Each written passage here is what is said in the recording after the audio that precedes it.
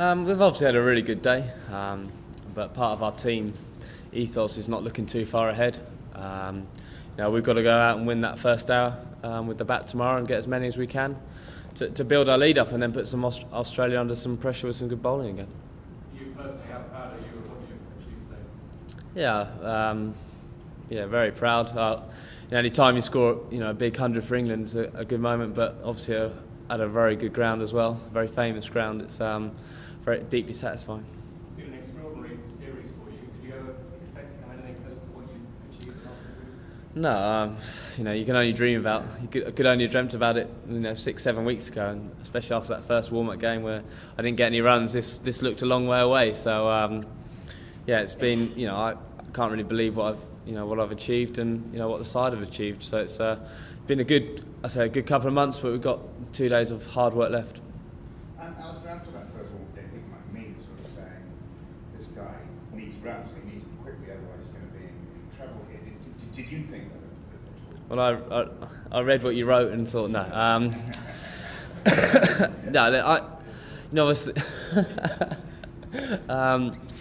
Obviously, I had a tough summer. It was obviously well documented, and then you start a tour. You always want to start a tour well, and not to score runs in the first game, and then once you score runs, people tend to leave you alone, and so it was important that second game at Adelaide where I scored that 100 in that second innings. That I just thought I can score runs in Australia, and again just that little bit of confidence you always need, and that time in the middles. So my game plan does work if I execute it well, and that game plan has served me well so far this trip.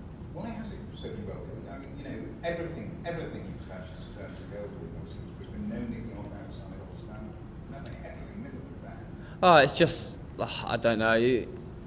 Form comes and goes, and I couldn't hit the middle of the bat 6 months ago, and then to do what I don't quite know, and I think that's the secret of sport, isn't it? That why form comes and goes as much as it can do, and so quickly, and you just got to, as I say, if you keep working hard, keep enjoying when you do well, because that there's some pretty dark times last summer. I'm sure there will be in my career at some other time, but you certainly got to enjoy moments like today.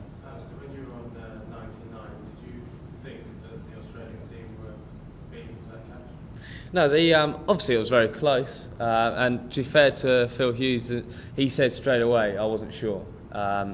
So I was like, well, I obviously was going to hang around on 99. You don't want to, you're not going to walk off pretty quickly. You're going to be dragged off. So he said he wasn't sure, and they went upstairs, and obviously again, I think the right decision was made. Just going back to the one yesterday when you catch the no ball. What goes through your mind after? Are you always slightly embarrassed, or we're just determined right to really make it count? It took me a while to get back into my bubble, to be honest with you, after it.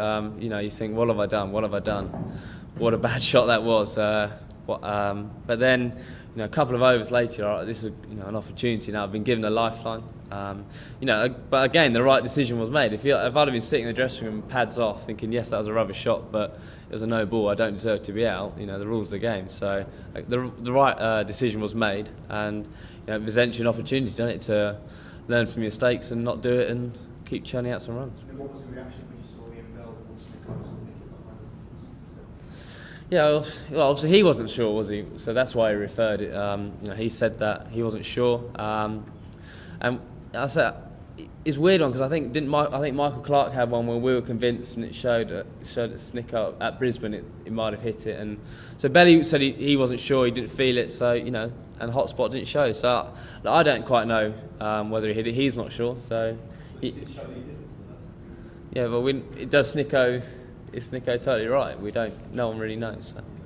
Channel 9 came up with some stats this morning that said if it wasn't for referrals, because you've had a couple of reprieves on referrals, you'd have only averaged about 80.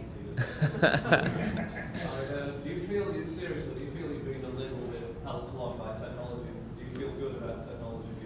Well, obviously, but I think at the end of the day, the right decision was made on all of them. I think there was that one at Adelaide where I was hit on the arm and I was given out, and I referred it, and then that LBW one which I clearly hit. That was in Melbourne, wasn't it? Yeah, last game. So the right decision was made. So at the moment, I'm thinking, obviously, is looking after me, but I'm sure there'll be another time where I'm given not out and referred, and you've got to walk off, and that's when you have to take your medicine. You can't then complain about it then.